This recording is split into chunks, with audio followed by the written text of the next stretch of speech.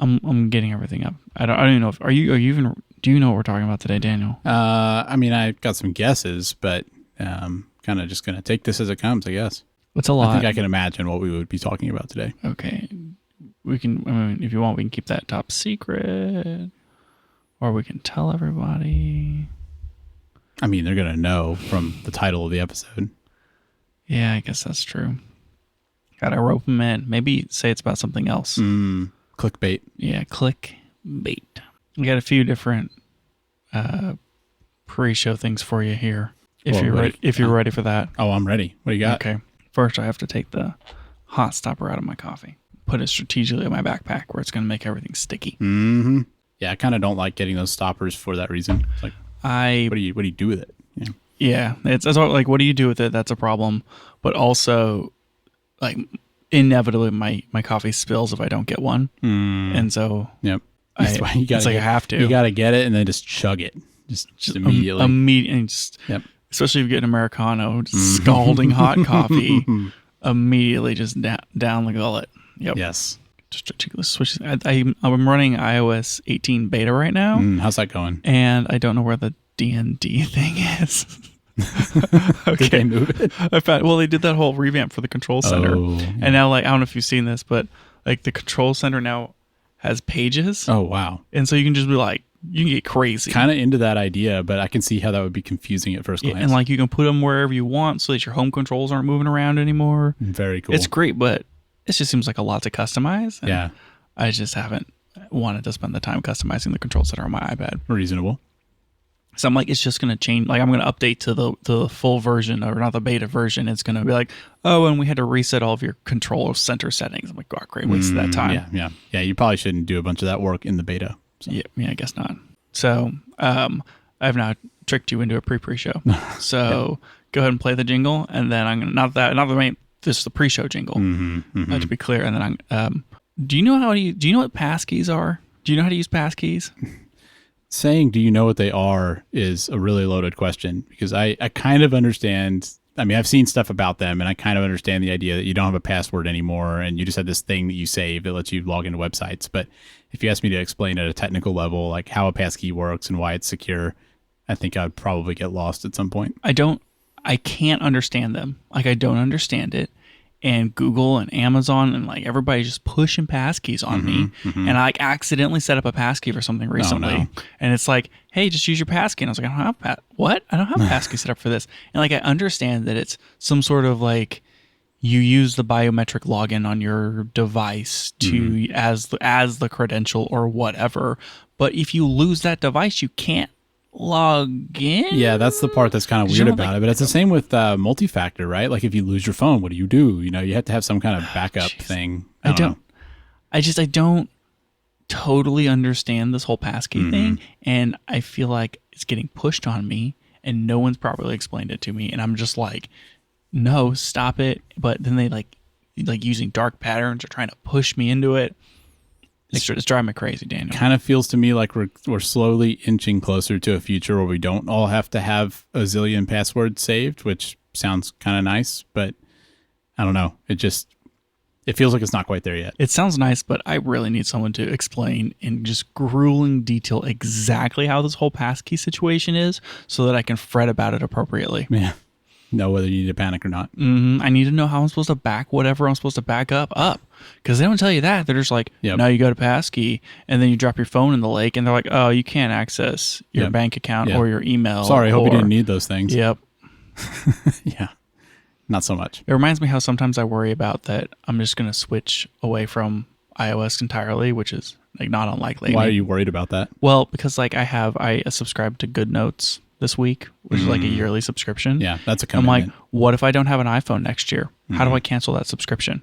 Like, what if I forget before I I get rid of my phone, and then I'm like, oh, and then I start getting charged every month every year for something that I can't use. Yep. Do I have to like call Apple and be like, can you cancel this? And they go, well, just hop onto your iPhone. I'll say, I don't have an iPhone. They're like, then why are you calling us? Because I need to cancel the subscription. We don't understand. Go get your iPhone. I'm like, I don't have an iPhone. They go, we don't understand. How are you calling us? I think even if you got rid of your iPhone, I can't see you going away from the iPad. That's true. But then I only have one device. Like, what if I drop my iPad? But what are you going to use, an Android tablet? What if I drop my iPad the week that I need to cancel GoodNotes? I'm just super worried, Daniel.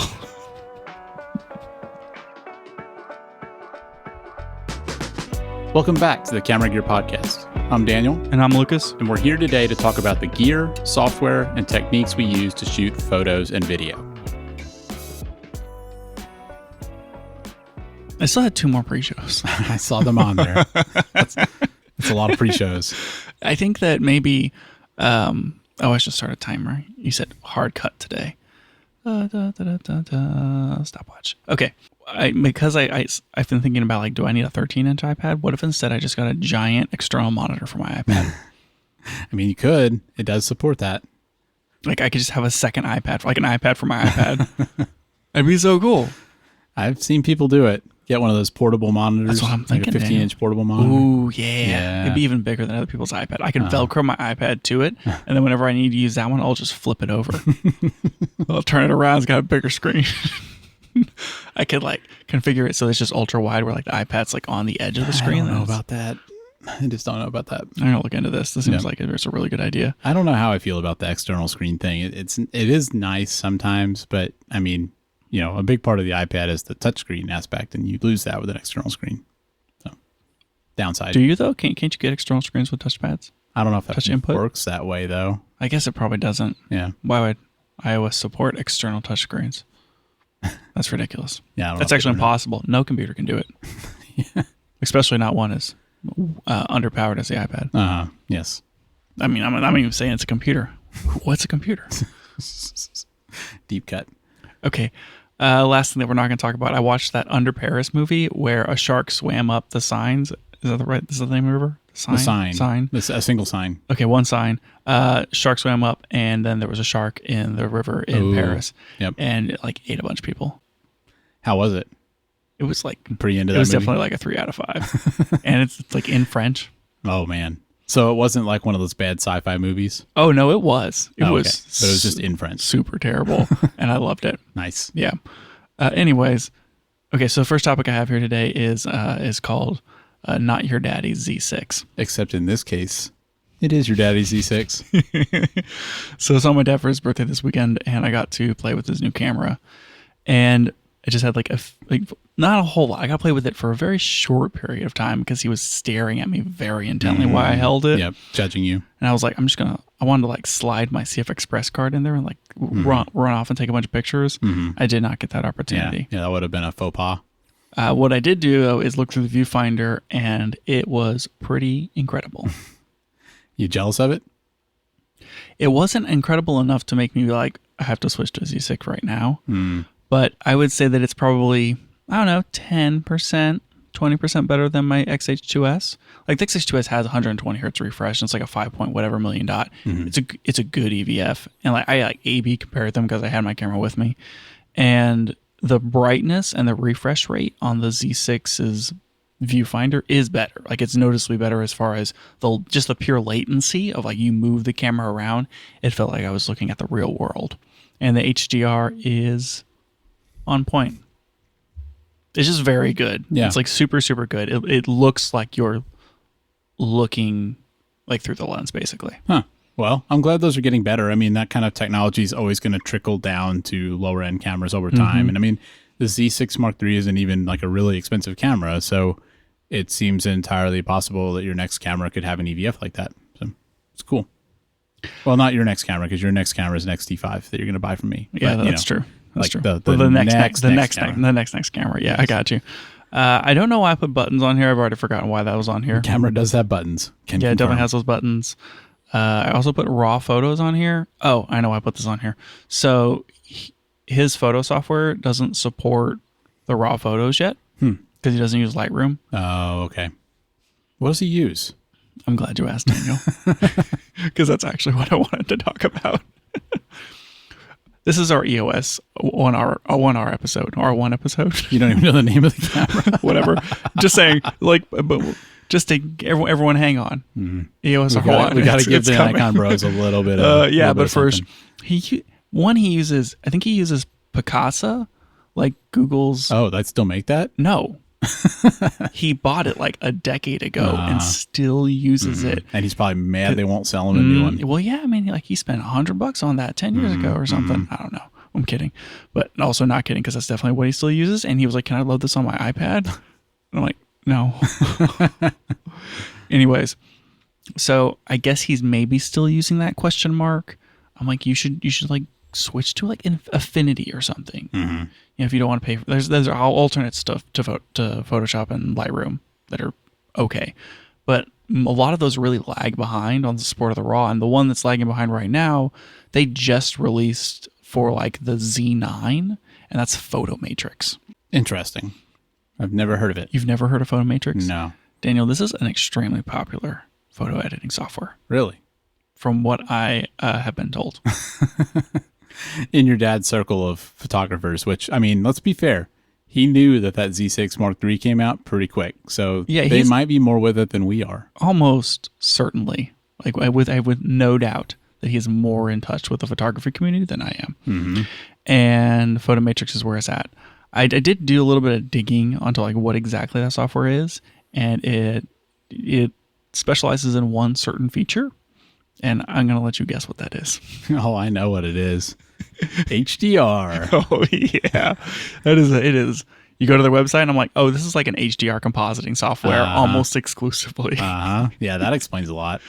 Oh, boy. He really loves those HDR composite shots.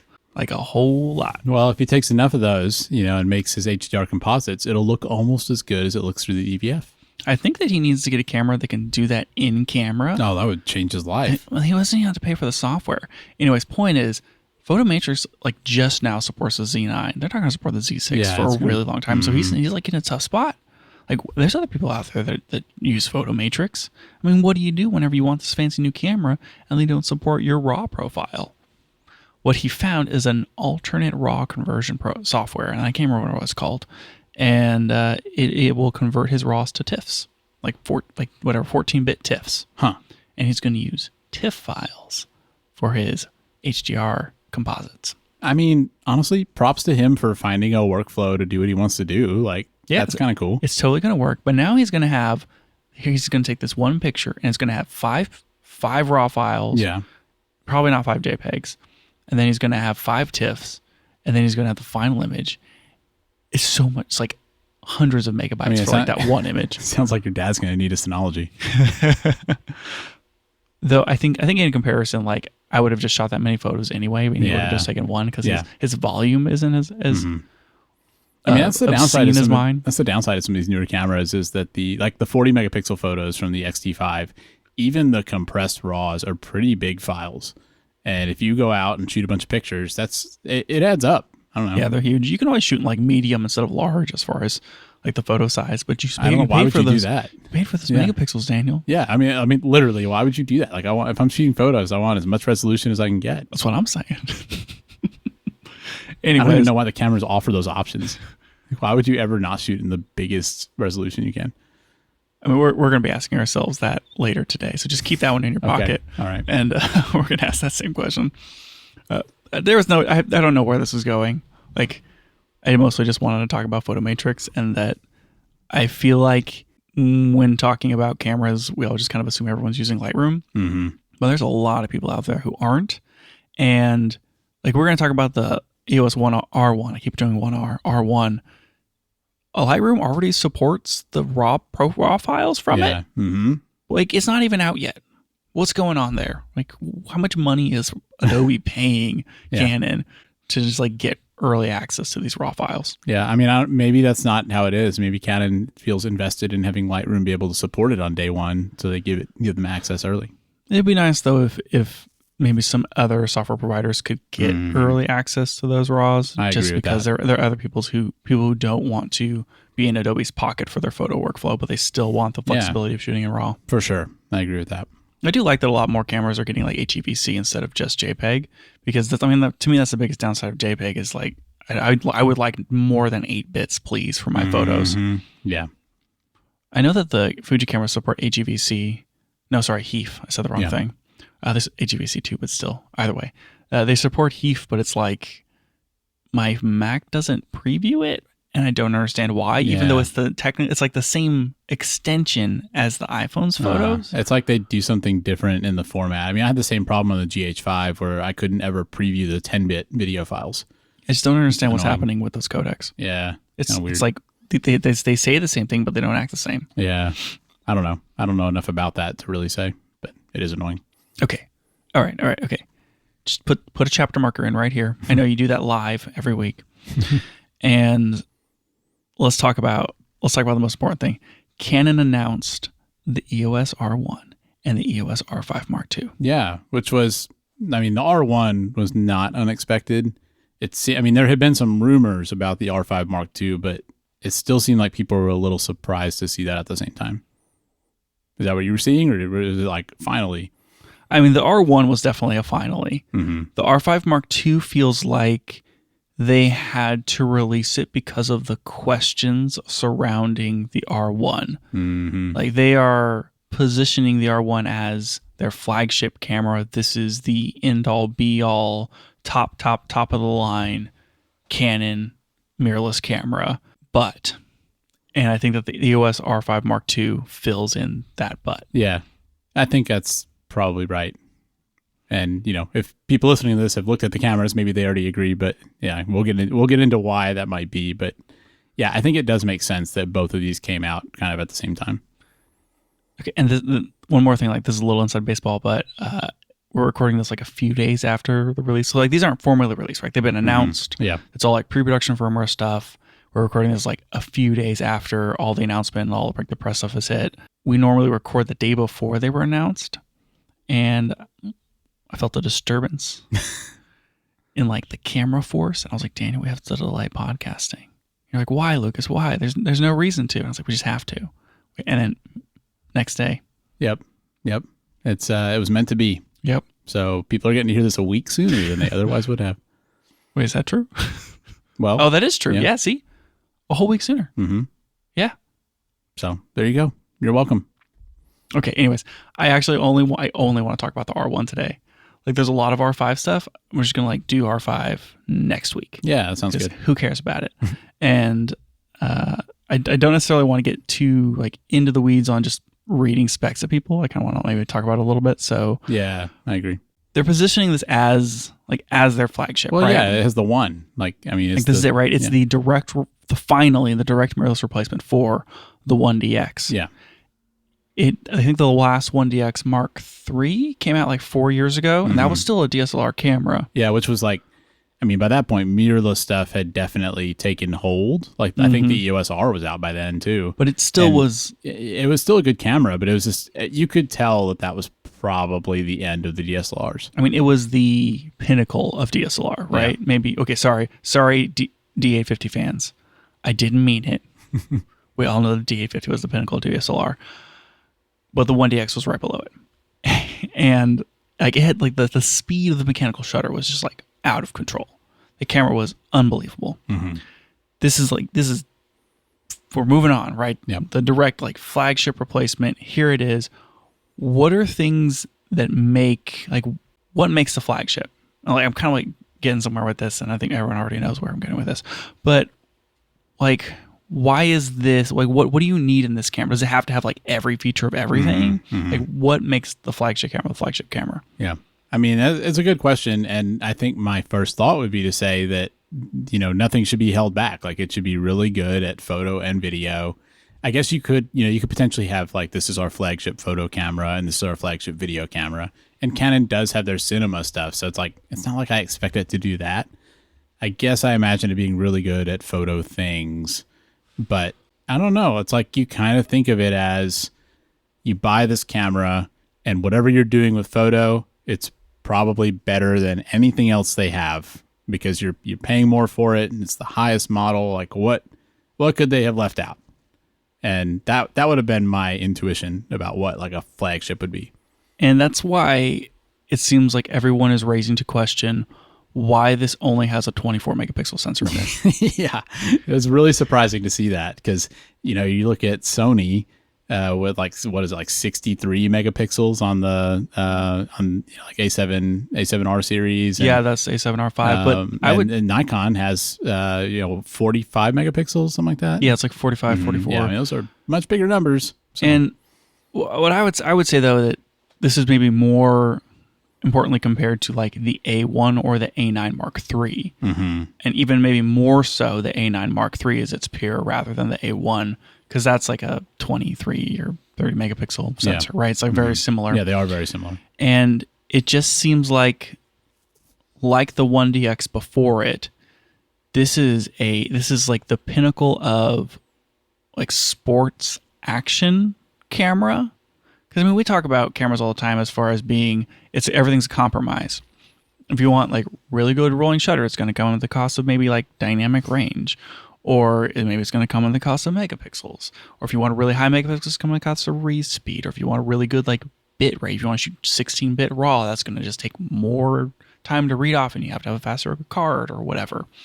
And it's like, yeah, you get into this $6,000 camera range, and you want it to have a 40, 50, 60 megapixel sensor in it because you're paying $6,300 for a camera. And it's just like, even still, this is like a flagship sports camera, but it's not a flagship portrait camera. Yeah. And I wonder if that's more of a, like, the where Canon sees like the quote unquote professionals, and like, I don't know. I kind of find it interesting. Yeah, you kind of have to pick one camera to be your crown or whatever. But I don't know. Sometimes we like say Lumix with the S1 series. They had the S1R and the S1H. Yeah. And those were both quote unquote like flagship cameras. Well, and one was high res image and one was video. I mean, that's what I was going to say, is that, you just said you have to pick one to be the flagship. I don't think that's true. I think you could have two that are basically equal, and you don't get that by looking at their model numbers at the very least. Sure. Like, maybe in practice that's the way it is, but you don't get that by looking at the model numbers. And it does make it feel like maybe they see like sports and journalism and wildlife as their like most pro market. But yeah, like this isn't really a portrait camera. No, it's not. And it makes you wonder if there like should be like a 1RX or something that is this, but with the same sensor as like the R5 too. Yeah. But I mean, they released it at the same time as the R5 too. So it's like, are these both like your flagshipy cameras? Yeah. And the reason you release both is because you're like, this is the pinnacle of Canon camera for people who need high res, and then this is the one for sports, and we're releasing them together. Like, I guess that kind of makes sense, but they went out of their way to say this is the R1 that you've been waiting for. And I think a lot of people are confused as to like, why doesn't it have a high, like, why isn't it like a Z9? Why doesn't it have a crazy high, like 40 plus megapixel sensor? And why does it just look like an R3? Yeah. Yeah. It's an interesting release for sure. The R1 is like, it's an incredible camera. Like, it absolutely is top of the pile for like so many reasons. And we'll talk about a few different things that I want to talk about, but I think a lot of people are comparing it to the R3, and Canon went out of their way to say like, there's 100 different things from the R3 to the R1. Like, look at all this stuff. Like, the viewfinder's better, and it's a totally different sensor, and the sensor's like a jillion times faster. And it's like legitimately a way better camera. But a lot of like the conversation around this camera line, everyone's just been waiting, right? When's Canon going to come out with like the best of the best? When are they going to release the R1? And all the rumors like it's going to have a global shutter, and it's going to be this, and it's going to be that. And then they came out with the R3 3 years ago. And the feeling at the time was this was supposed to be an R1, but they couldn't get there. And then they released the 1DX basically like with the Olympics every 4 years, right? And so like Paris Olympics are literally weeks away. Yeah, yeah. And like probably will be happening by the time people hear this episode. Like Sony came out and like released a global shutter sensor camera. And it was like, what up, Canon? Drop the mic or whatever. And it feels like this still isn't the camera that Canon wanted to release, but they had to release something, and they couldn't release an R3 Mark II. And they basically like came to me, like what it feels like is, yeah, this is a super, super, super amazing camera, but this is not what Canon wanted for the R1. This is like as close as they could get within the time limit. Yeah. And they had to finally release the R1. They couldn't have pushed it off another 4 years. Yeah, I guess you're right. It is, maybe that makes it a little surprising that they didn't just call it an R3 Mark II, but maybe they just felt like the publicity from that would still be bad, or that people would be holding out and saying, well, I'm not going to buy until you actually come out with the R1. Yeah, I think they made the right compromise. A lot of stuff in here. So like this thing can shoot like 40 photos per second, RAW and JPEG with a 14-bit in electronic shutter. Yeah. Like a lot of times when you shoot electronic shutter, it's 12-bit. And like they're getting the full 14-bit off of it. They're getting the full dynamic range that you get off the CMOS sensor. I mean, you lose some noise, you lose some dynamic range going global. And in their development of the global, they've said like, look, we think that this sensor is doing better than whatever our current global technology is doing. And it reads obscenely fast. And we think that this is the right trade-off. And I would agree. I think that like with the read speeds that we're seeing coming off this camera, it's so good that you're not going to miss the global shutter too much. And you're going to get this huge boost in noise performance and image quality and dynamic range. But I do still feel like it's the right compromise, but it's not the R1 that Canon wanted. Yeah. Yeah. I think that's an interesting insight. I think you're probably right. It makes you wonder what does the future hold? Like are they just locked in now, or will they come out with an R1 Mark II that kind of meets that? I think meets that ideal, but I don't know. I think it's going to be 4 years before we see an R1 Mark II, and that one will be global shutter. Yeah. That's what I'm going to guess. Yeah. It feels like, I will say, it does feel like this camera is as close to global shutter as you can get without being global shutter. Oh, it's like absolutely insane. And I do want to talk about the sensor a bit here. So it is 24.2 megapixels, full frame, backside illuminated, fully stacked. And I think that they're like the rolling shutter is estimated at like 1/300 of a second or something, which comes out to like 3 milliseconds. And pretty fast. Like I don't know if that's totally true, but it seems like it is possibly in the 3 millisecond range. And like for a point of comparison, a Z8 is 14 millisecond read speed off the rolling shutter. Substantially faster than that. I know like in video, an XH2S is like 6 milliseconds roughly. I don't know if it's the same speed as photo. So like being in those single digit milliseconds is not unheard of. Yeah. And 3 milliseconds would be like the fastest thing out there that's not global. So I mean, it's incredibly fast. One of the things that they quoted was that it's faster than the shutter on the 1DX. Yeah. Yeah. It's a pretty impressive sensor. I feel like they could have been totally justified in releasing this as an electronic sensor only camera, and they didn't do it. Yeah, and I feel like that's one of those pro features that you get where, like some people really want to have that option of using the mechanical shutter. And if it had been a $4,000 camera, they might not have, but because it's a $6,000 camera, they did. That'd be my guess. Definitely. And electronic shutter still isn't perfect. Like you will get banding on like LED walls. Yep. And if this is a sports camera, like sometimes you just can't have that. Yeah. Yep. It is cool. Like it's cool that they included it. And I think a lot of the features and a lot of the stuff that you do with I keep trying to call it like a 1DX or a 1R, the R1, I think that a lot of it's geared around, like you just need to shoot with the electronic shutter. Like 90% of the time, if you buy this camera, just shoot with the electronic shutter, and then you bring the mechanical shutter out when you need it. Yeah. Yeah. That's kind of interesting to switch that to being like your default state. It is like, it's super interesting. But like once you bring in the electronic shutter, you get things like the 5 seconds of pre-shooting, and you get the blackout free shooting with, because the shutter is not coming across the image. Yeah. You get 1/320 of a second flash sync speed. Yeah. And like you still get 14-bit files. Like you get all these cool stuff. You can shoot 40 frames per second up to raw images, blah, blah, blah, blah, blah, blah.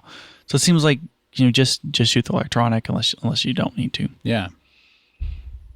So it looks like as far as noise performance, they're touting that this thing's like way cleaner than like the R3. Oh, interesting. Like a stop cleaner almost. It goes up to 102,000 ISO, like non-extended. Wow. Which is nuts. Yeah. So maybe pretty good in low light. Yeah. Yes. And because there's like another thing. But you can extend that up to 409,000 ISO. Jeez. I don't even think you can get a Sony that goes that high. That's crazy. Like, can you can you do that in video too then? Can you not? Maybe they do a 512. I don't know. Probably. Yeah. It's crazy. That's pretty crazy. Okay, so you mentioned noise. There are two. Do you know about the features for this thing? Like the features that they've been touting? Well, I know they talked about like AI noise something, and I was a little skeptical because I was trying to think about whether a professional would want to do that in camera or not.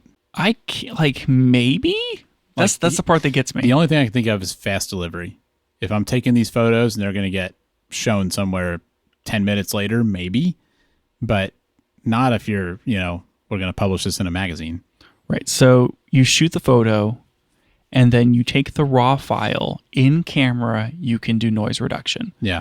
And it's like, it's really good. Like it's like probably about the same as what you would get out of Lightroom. Lightroom maybe a little better, maybe more than a little, but it takes like 8 seconds and you can denoise your raw and it spits out a JPEG. And now you have like a clean JPEG, which is only 8-bit. It's just a JPEG. And it doesn't even call it like, the same file number denoised or whatever. It just like replace it. No. It just saves it at the end of the roll. And so it's like, unless you're denoising them immediately, you're never going to you have to like sort them out after the fact. And it's like, why not just use the raw and like deal with it in post? Yeah. I don't know about that.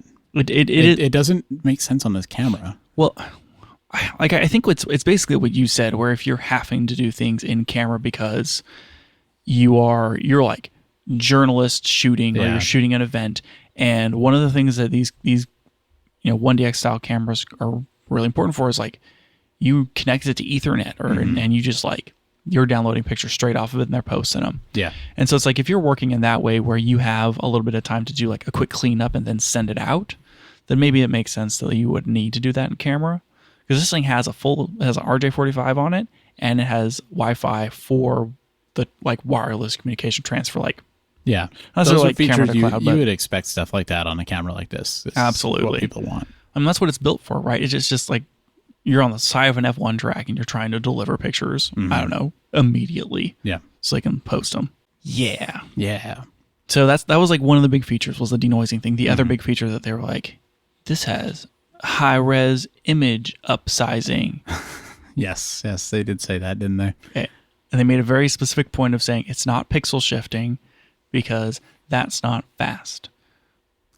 It's the same way I feel about the noise thing. Like, why am I going to take a picture and then want the camera to do some like AI thing to try and generate detail that isn't there? Like, why would I not use a computer program to do that? I don't get it. I don't get it either, because there's no way that your computer isn't faster than this camera, even with its like DGX accelerator or whatever. And also, like, whatever software you're using can probably get updates more frequently than this is going to get updates. Sure. So I think it comes down to what you said as far as like, this is an in-camera feature for whenever you need to deliver pictures immediately. Yeah, but what is the use case where you need them to be like super high res? Maybe like your lens isn't long enough and you're going to have to crop in. I guess. And so you're just like, I need that much more detail, so I'm going to like do these up-res JPEGs in camera. I feel like if you're buying an R1, you can probably afford a 70 to 200, but I don't know.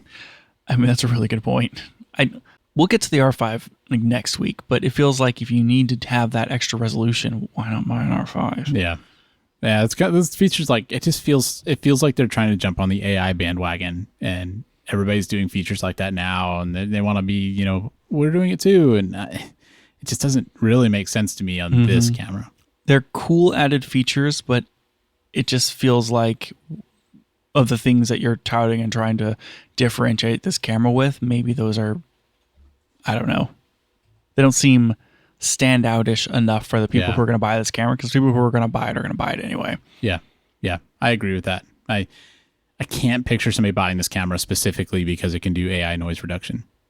I can't see that either. And maybe they know that, and maybe this is a feature that they're going to bring to their other cameras, and it's just, this is the first one. It's expensive, so they can kind of afford to like amortize the R&D cost. Maybe it's something like that, but I don't know. It is kind of a weird feature. Yeah, for sure. Well, since we're talking about like the sensor and the processor, a few different interesting things that are coming out with this. You get the pre-shooting, right? So they'll do like a half a second of pre-shooting. I've heard from like different sources that it's like half pressing the shutter, and some people are like, it's not half. It's like when you're not even touching the shutter and it's taking pictures. So I don't necessarily know like where that lands on how this feature works, but it'll do like a half a second of pre-shooting. Man, you know, it would, I don't know. I think I'd rather it, I guess the nicest would be if it's an option to where you can choose. But I mean, what's the point of taking photos all the time? Because when I have my camera on, there's plenty of times when I'm not, you know, I'm not lined up to take a photo. I'm not focused. Yeah, that would be, it seems like that would be a waste of battery and all this sort of stuff. Like, seems like it would destroy your battery. Yeah. It's got to be half pressing the shutter. Yeah. Because I mean, at that point, like you're saying, I'm lined up, I'm ready for a shot. Yep. That's when you need now that. start doing all your focus tracking and blah, blah, blah. And then it starts, you know, pre-buffering. Yeah. It seems like those are RAWs. I know that Nikon, they're only JPEGs. Yeah. Well, having RAWs is better. So. And for Sony, they'll do things like show you in camera which photo was the one you took.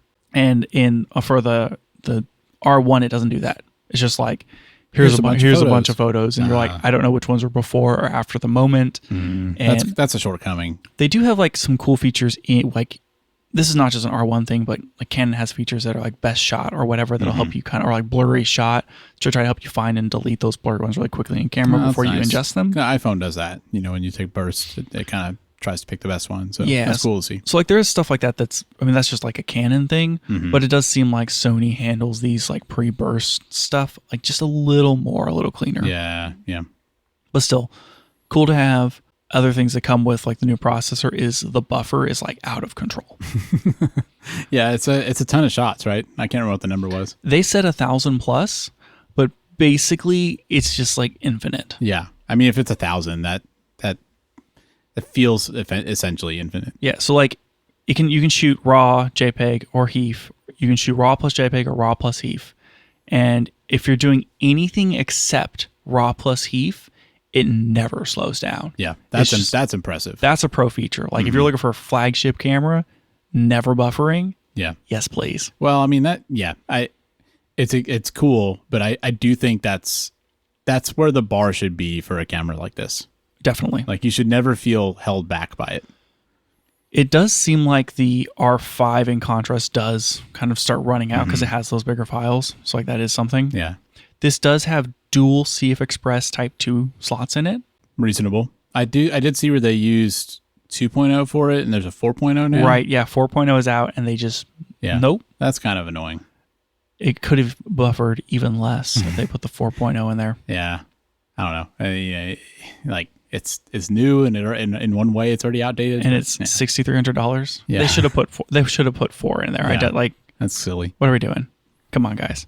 Anyway, okay. The other big thing with this is the auto-focusing. And so I'm going to skip over this like new feature list because we've kind of talked about it anyway. And I want to talk about autofocus. So like we talk about Sony and, you know, being the best AF or whatever. And like, oh, you know, the Z6 Mark II from Nikon's got decent AF. And oh, Fuji's AF is terrible and they really need to update their firmware. But like Canon's got the dual pixel, blah, blah, blah. Whenever we're talking about that, like what makes autofocus good? Like what are you looking for? Like what features from an autofocus system make it like a good autofocus? Yeah. Well, I think one would be, I mean, obviously you've got like catching the subject to begin with. Like yeah, just like the pure subject detection. But then, you know, staying on them, I think is really one of the big ones, not hunting, because that's something you see like contrast-based stuff, you know, like a GH5 or something like, you know, maybe it can catch them once, but then as soon as they move, like it's going to start pulsing back and forth, and that, you know, that's a problem. So that's one thing that really stands out. How sticky is it? How quickly it can detect what the subject is and grab it? Yeah. What do you think? Can you think of other stuff that really matters? Yeah, I think like that's the baseline, right? Is autofocus 101 is like just being able to grab the subject, and it seems like, you know, Sony, Nikon, Canon, like they got that covered. Fuji, maybe not so much. Yeah. Fuji's is not terrible, but it'll grab the subject, but it's the second part of like, okay, now don't lose the subject. Yeah. Yep. And that seems like that's where Sony's been, you know, running away with it. But it feels like the things that are the differentiators are like knowing when to switch subjects, knowing which subject to pick whenever there's multiple in the frame, and picking the right one quickly. Yeah. And then just not losing it whenever there's a distraction that gets in the way. And it's like those three things are the things that I feel like they're really differentiating, and that's where all of this like AI garbage actually makes sense. I mean, like you use an AI chip for your security cameras at home. Yep. Yeah, I mean, there's definitely good uses for it, and that's where I want to see AI features in a camera like this. Not, noise reduction and upscaling, because I can do those after the fact, but I want it on things that help me while I'm taking pictures. And I mean, autofocus is a pretty obvious use for that. So different people have said different things. I've heard people say, wow, the autofocus in the R1 is almost as good as Sony. It's amazing. And I've heard other people say, this is the best autofocus system, period. It's better than anything anyone else has made by a landslide. So it's good. Everybody's saying it's good, but it's really good. It's just the question of, compared to Sony, is it really better or not? And there's three really interesting things that I think are worth talking about. I mean, like it has all the basics. Like it has 100% coverage and blah, blah, blah. It is dual pixel, but they're doing this thing where they're calling it cross-type autofocus. What does that mean? And so kind of like going back to basics on autofocus, if you imagine like you have on, say like you have dual pixel, right? That means for every photodiode, half of the diode is an autofocus sensor for phase detect, and half of it is a color diode for image. Okay. And if you imagine just like an array of those things, then you basically have lines of pixel. Sure. And okay. If you imagine something like, say, like a horizontal line of focus detecting sensors, if something moves up and down vertically across that, it's going to have a lot harder time tracking it versus if it's moving across the line horizontally, right? And so the idea is that you need cross lines of like photo, like a checkerboard pattern. Basically, yes. And adding like a cross detection for photo sites or photo sensors has helped improve autofocus over time. And so what they've done here is like I don't quite understand if it's half, like if they basically for one pixel, they cut the photodiode in half and turned half of it 90 degrees, or if it's like every other line is turned 90 degrees. But essentially what they did is they've turned every other by like half, by like 90, so that some of the dual pixel autofocus diodes are in one direction and some are in the other direction. That way, one, you get equal autofocus performance in vertical orientation versus horizontal orientation, but then two, the ability to track has been improved because they have more kind of vertical information as far as tracking for the photo. I mean, I guess I'm maybe a little surprised they haven't done that before now. I don't know, but maybe they didn't think, because I mean, you still get a cross pattern if you just do every other pixel. Yeah, I guess but now it's like you get even finer kind of precision on knowing which direction it's going to go because you have more orientation understanding. Yeah. Well, maybe it was expensive to develop, and so maybe it makes sense to come out on this camera. But I mean, sounds pretty good. I mean, doing a stacked sensor where every single pixel is dual pixel. Yeah. And they have this cross thing. Like, that's true. The sensor is out of control, Daniel. Yeah. And that's why it's only in the R1. You don't get that in the R5 Mark II. Yeah. Okay. So like that's super cool. We haven't talked like too much. We're going to talk about the viewfinder in a second because that's also insane. But they have the whole like eyeball detection thing. So like they released like this that's where you can look around and it moves the focus point. Right. It like looks at your iris. And then wherever you, like you say, there's a bunch of faces in the frame, and it's like, I could detect any of these. You just look at the one you want to detect, and it's like, got it, because I'm looking at your eyeball. Pretty cool. It's super cool. Like this is technology that I think was released with which film camera was it? Yeah. There was a camera like in the 80s or something. There's an old Canon film camera that had this. But that was different though. It was like it had like 8 zones, and you just had to look at the zone, and then it used the zone that you were looking at. Yeah. This one is like way more advanced and totally different technology. They introduced it with the R3.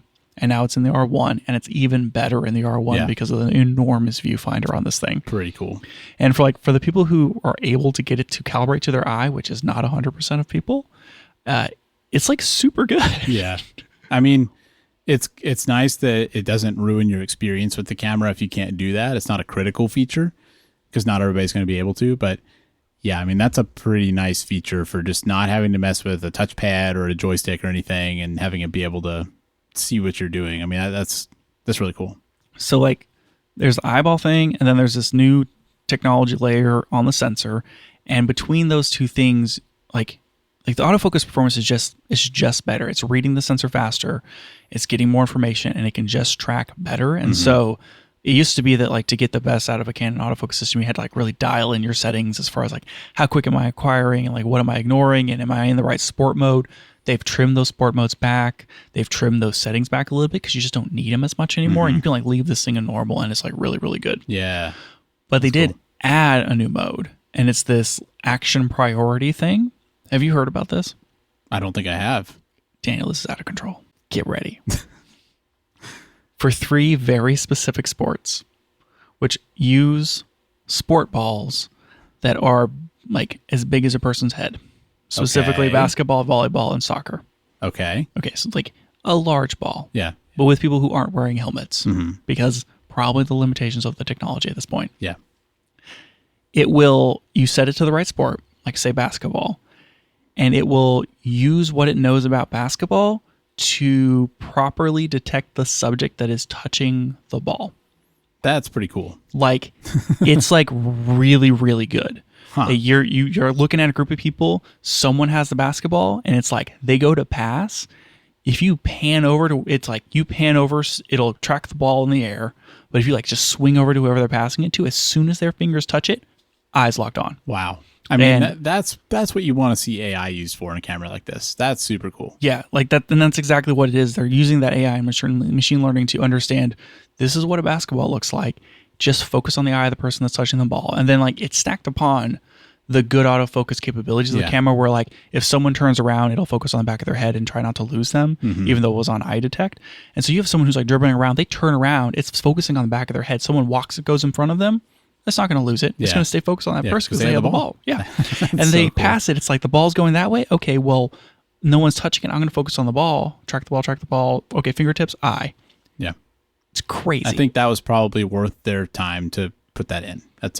That's a feature that would sell the camera to somebody that shoots those sports. Absolutely. I would love to see that for cars. Yeah. I think that I was watching, there's this one F1 photographer that I follow on YouTube. And I forget his name, so I'm not going to tell you who it is. And he said something like 60% of F1 shooters shoot Canon. Really? Yeah. Huh. And like one of the features for this thing is you can preload faces, and it'll favor those faces. And so he's like, I'm going to buy this camera, and I'm going to load in all the F1 drivers into the camera, and like when I see Charles Leclerc, it's just going to focus on him. Yeah. Whenever it's like a crowd of people. Yeah, a crowd of people. Oh, there's Lando Norris. Boom, got the picture. Yeah. Awesome. Yeah, that is pretty cool. Super cool. But they need this action priority for the cars. I mean, if you're like on a circuit and cars are coming around at 200 miles an hour and you're trying to get like pan shots and stuff and trying to focus, like you have fractions of a second to get that picture. Boy, it would be really cool if the camera could like get the car in focus for you. Yeah, it sure would. So I'm hoping that they expand this to like planes, trains, automobiles, and that sort of thing. And it seems like it should, they should be able to. I mean, where they started makes sense. These are probably the easiest ones to get right. But you would think they'd be able to do that. This feels like the very beginning of really interesting autofocus technology that uses like AI models to understand a scene and then use its understanding of the scene to prioritize how it's focusing. Yeah. And like right now you have to pick the sport, but it would be cool if it could understand the sport for you and like you don't have to pick it. Yeah. And then it would be cool if it knew when it was a sport versus a car race versus a portrait session. I mean, I don't mind having to select that because there aren't that many people that are like flipping between those that fast. No. Like I don't have time to press a button on my camera between filming this volleyball or shooting this volleyball game and shooting the soccer game. Like that would be a wild day. Yeah. But I could totally see myself going to shoot something like that and forgetting to change the settings. So yeah, eventually it'd be cool if it just like the camera knows what I want to take pictures of. And yeah, it feels like that's probably where this is going. But right now, like this is the first time we've seen something like this in a camera,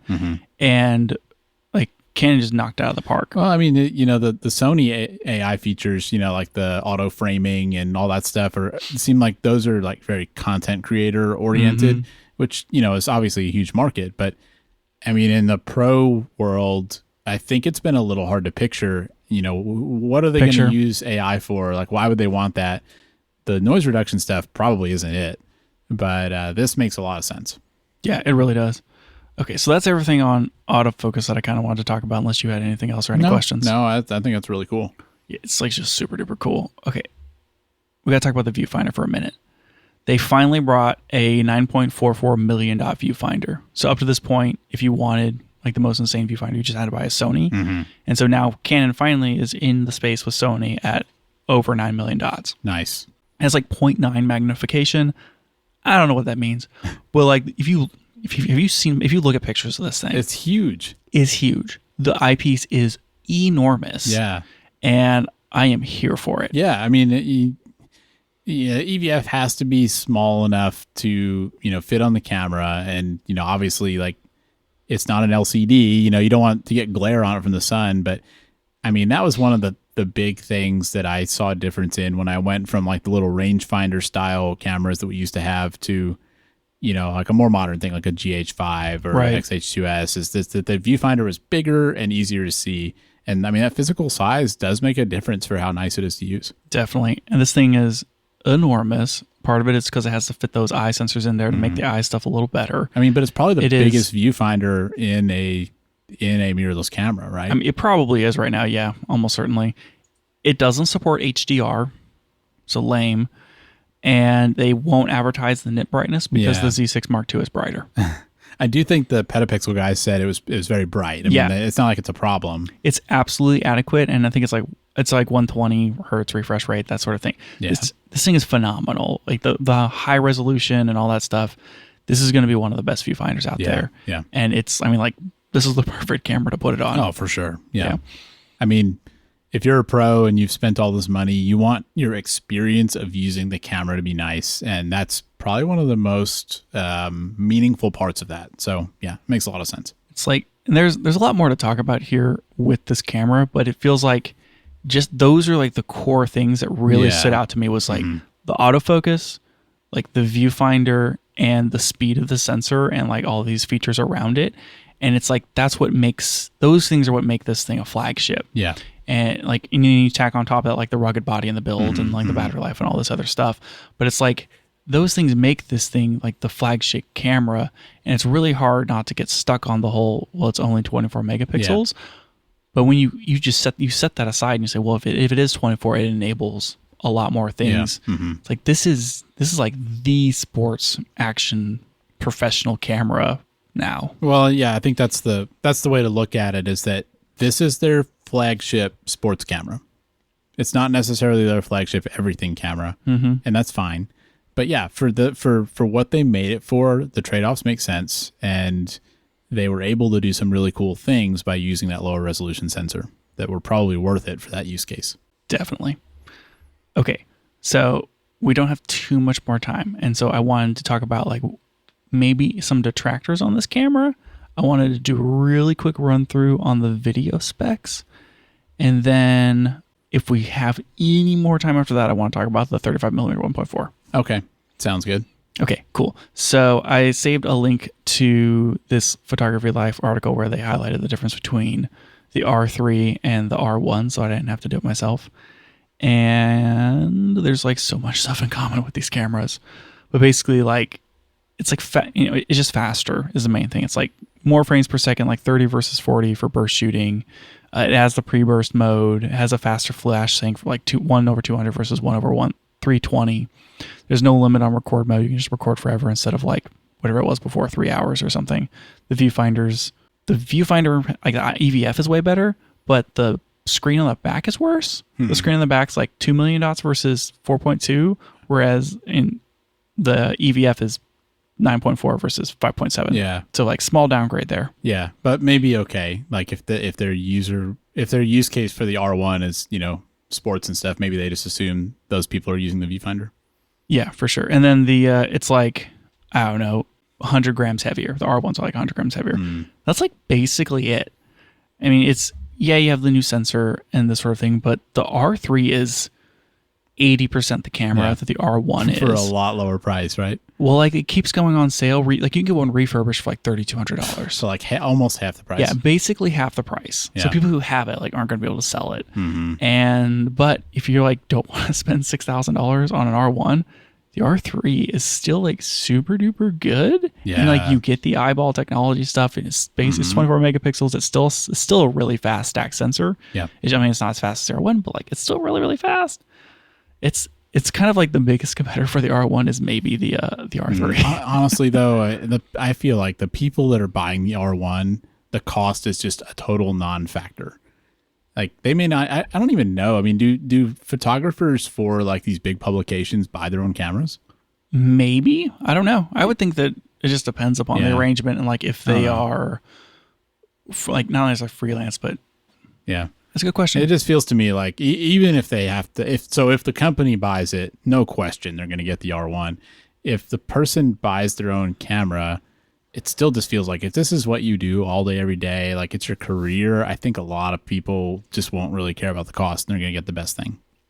There's also probably just a few things where it absolutely makes the difference. Like, yeah, the R3 did have dual CF Express, I think, and that sort of thing. But like the pre-buffer and the blackout shooting and just like there's going to be things in here, especially like the autofocus stuff, where it probably makes sense for some people. Yeah. But if it you're like, do I need all those features? Can I get away with something like this a little worse? Boy, the R3 would be a really good deal. For sure. All right. What was the other thing? Oh, did you know that like the back screen on these cameras, like the R3 and the R3 and the R1, I don't know about the R5, the flippy screen doesn't flip 90 degrees out. What do you, when you say like, give me what you mean by that? So like it's not a tilty screen. It's a flip screen, flips out and articulates. So when you flip it all the way out so that you can like start twisting it, the screen is not perfectly perpendicular to the camera. Oh, it's like weird. Instead of spinning out to 180 degrees, it spins out to like 175 so degrees. That means that like if you were to flip it around like to film yourself, you wouldn't be looking at the screen dead on. Yeah, or like if you're looking down on it and you're trying to kind of flatten the camera out against like parallel to whatever subject you're doing, the camera can be parallel, but the screen will not be. Mean, that's what would bug me. The selfie thing, probably people aren't buying an R1 to take selfies, but taking a low angle shot, it's kind of confusing if the screen is not like on axis with where you're shooting. That's a really weird limitation. It doesn't make any. I don't understand why they do it. It doesn't make any sense to me. Like, what if you wanted to flip the screen out and set the camera back down? I do that all the time. I guess you can't do it. I don't ever do that. It's just such a weird thing. I wish this thing had the tilty screen, the tilty flippy screen. Like, give me the combo. Like, Canon doesn't make the combo, so like, fine, whatever. But yeah, come on. Yeah, if they were gonna on this camera, if they weren't gonna do like the full, cool articulate tilty screen, they should have probably done a tilt screen.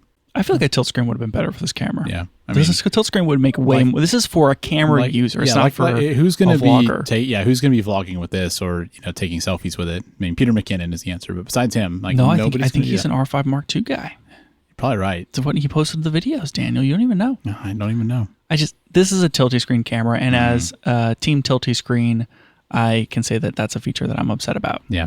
Yeah, that's the deal breaker for you. Yeah, that's if they said a tilty screen, I would have bought it. 100%. But it doesn't, so whatever. Anywho, so new feature, real quick run through. We talked about the noise reduction, talked about the upscaling. Are you familiar with their action button thing? No, that doesn't sound familiar. Okay, so like you'd have the joystick, so you can joystick stuff. But they also have this action button where you can like rub your finger across it like a touchpad, and you can change things around using it like a touchpad. Oh, okay. And it's also the AF on button.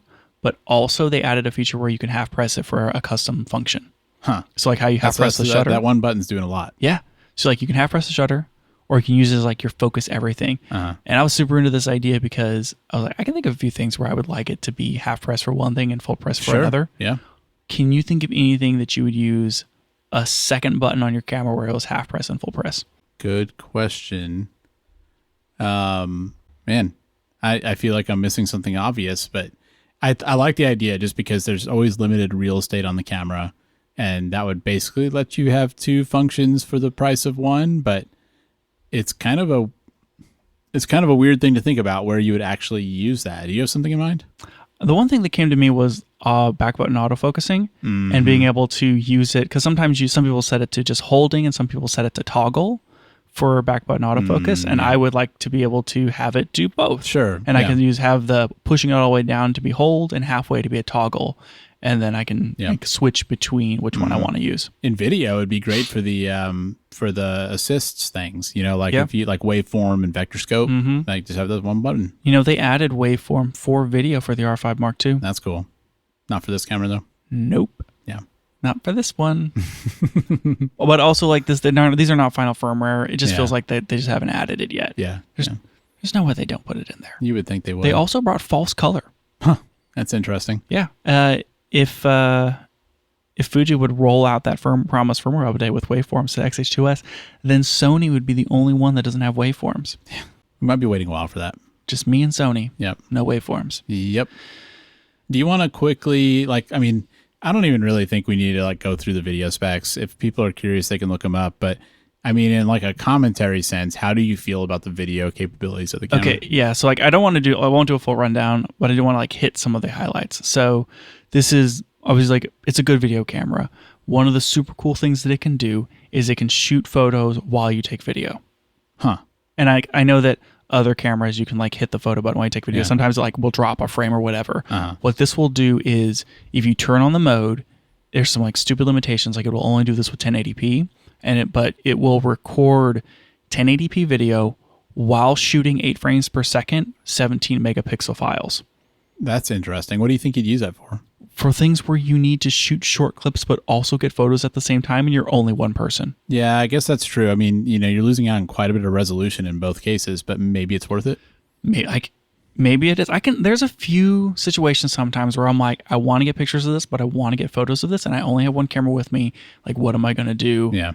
It's kind of cool that you can get at least get 16:9, 17 megapixel files or whatever. If you were going to shoot, if you shot 6K 60 video, that would be basically a 24 megapixel file. Is that right? If you're shooting 6K, it's 6,000 by 4,000. Yeah, that's 24. Mm-hmm. So maybe you're better off just pulling stills out of a 6K 60 video.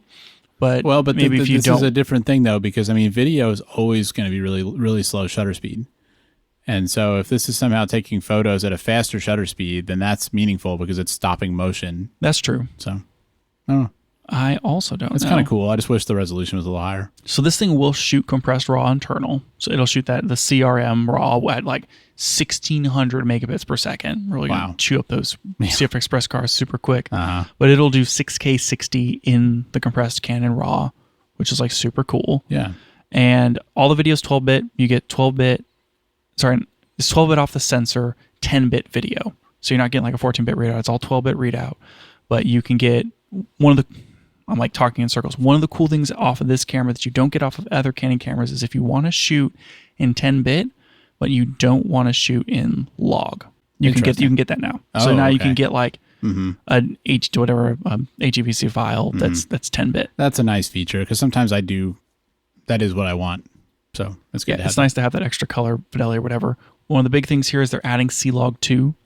C-Log 2 just has a better supportive dynamic range. So C-Log 2 can do up to 16 stops of DR, and you're not going to get 16 stops out of this. It's a 12-bit readout, which means that you're going to get 12. You can get up to 12 stops of linear raw data. You run that into a logarithmic curve, you get maybe 14.2 ish, maybe 14.5 total stops.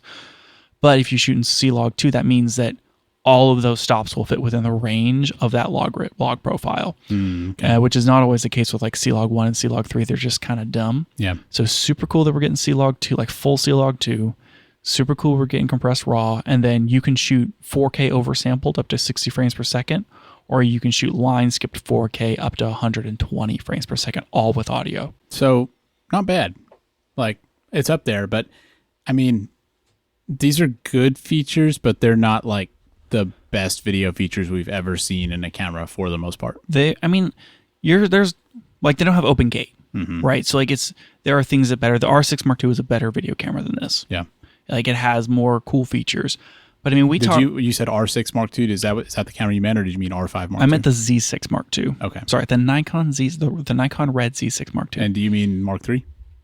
I do. The one that just came the out? third one. Yeah. Okay. So let me back it up. Yeah, let's just say that statement again. The Nikon Z6 Mark III, better video camera than the EOS R1. Yeah.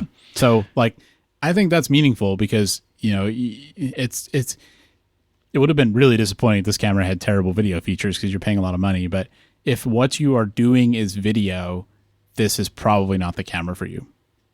But if you're buying the flagship camera and you needed to do video, this is going to do incredible video, especially because you can shoot 6K 60 compressed RAW. The video out of this thing is going to be really super, super stinking good.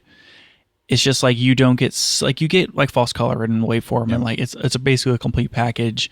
It's competitive with an R5C probably, but it's going to lack it's going to lack a lot of the cinema software features that Canon releases. I mostly just mean you're paying a lot of extra money that you don't have to pay if all you do is video. Yeah, absolutely. This is not a camera you would buy for video. This is a camera you buy as a professional photographer. Mm-hmm. But also if you want a video. Yeah, I mean, that's good that they put reasonable video. Yeah, it's like uncompromised specs basically. Yeah. We've talked a lot about like what can shoot 4K 60 uncropped in full frame, and like last year that number was like 3 cameras. Yeah. And we're now starting to see that be like a baseline spec. Yeah, which is good to see. And so it's cool to see no crops, 4K 120 no cropped is awesome. I agree. And you get that because of this insane read speed. Yep. I just wish that they had open gate. Yeah. The one missing thing. Yep. And they have a tally light in the front. That's cool. Yeah. Canon doesn't usually ship tally lights. Interesting. This one and the R5 Mark II have a tally light. Cool. Okay, I think those were the super exciting things about the video features. Yeah. But like this isn't a video camera, right? Like I mean, I don't know. It's a photo camera. Yeah, I mean that's the point I was just trying to make is that like if you only shoot video, you probably don't want this camera. What other things we need to mention about this before we basically call it? Because I think we don't even have time for the 35 millimeter anymore. I kind of think just like circle it back. Is this a good release for Canon? Do you think we're going to see these everywhere? Like, is every professional sporting event going to have people shooting this, or like did they miss? No, I think they released exactly what they needed to.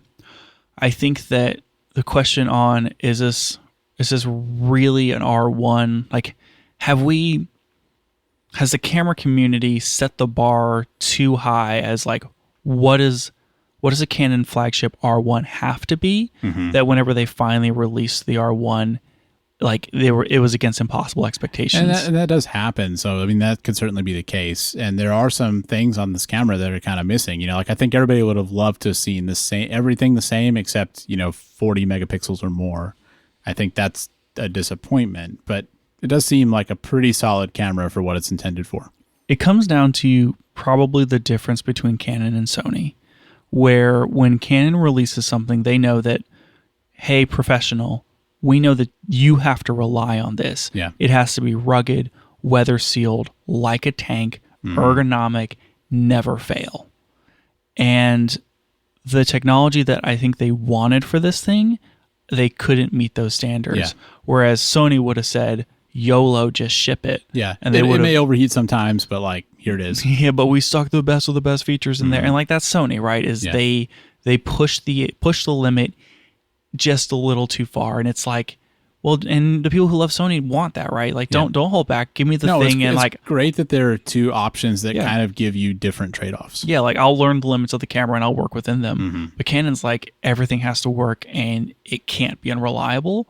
And they met that standard with this R1. Yeah. And I think that the people who rely on their camera, they're going to buy it. Yeah. And the people who are shooting R3s right now, they're going to upgrade to an R1. This is an incredible camera. Yeah. Well, they won't be able to sell those R3s for much. But. Well, yeah, for sure. Maybe Canon will have like a trade-up program. Yeah, there you go. We didn't even talk about the hot shoe cover being stupid.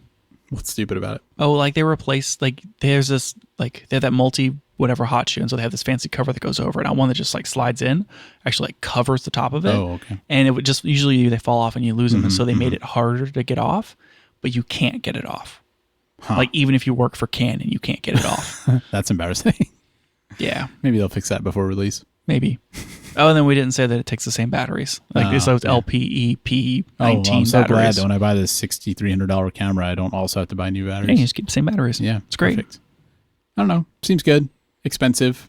Probably not going to buy one of these, but it makes me feel like if I ever needed to upgrade into professional photography territory, like I started doing like real pro photography work and not just fake pro photography work, that like Canon is really cool.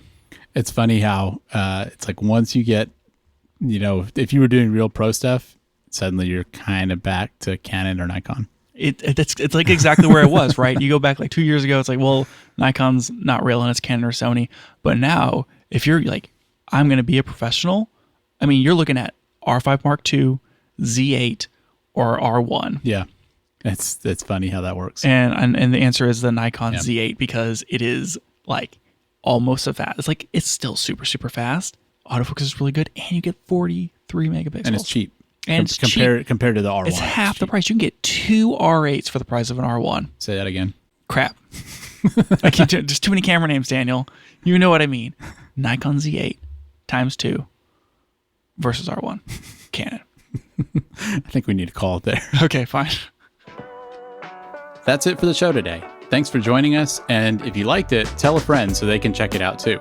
You can find out more about the show at www.cameragearpodcast.com, and you can find us on Twitter @CameraGearPod. We'll be back with more next week.